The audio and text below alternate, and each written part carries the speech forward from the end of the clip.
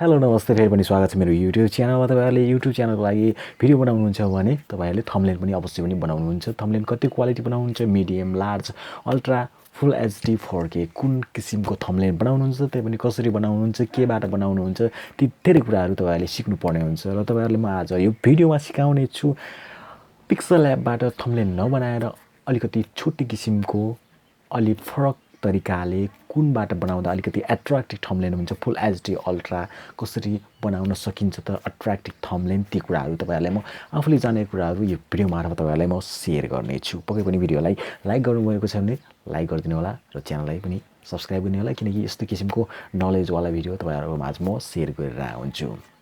त्यसको लागि तपाईले भिडियो बनाउनुहुन्छ, भिडियो बनाइसकेपछि तपाईले पिक्सल एप त अवश्य नै हैन युट्युबबाट जानकारी लिइसक्नु भयो होला, त्यहीबाट थम्बनेल बनाउनुहुन्छ। त्योबाट अलिकति धेरै चीज हैन मास्किङका अप्सनहरु छैनन् के पिक्सल एपमा मास्किङका अप्सनहरु छैनन्। तपाईले त्यहाँबाट मास्किङ गर्नुहुन्छ हैन फोटोशपबाट जसरी फोटोशपमा जुन हुन्छ त्यो अप्सन त्यो पिक्सल अथवा पिक्सल एपबाट हुँदैन। तपाईले त्यहाँबाट साइजहरु सबै सिलेक्ट गर्नुहुन्छ तर ठिकठाक छ, तर मास्किङको अप्सन छैन हैन, मार्च गर्न मिल्दैन।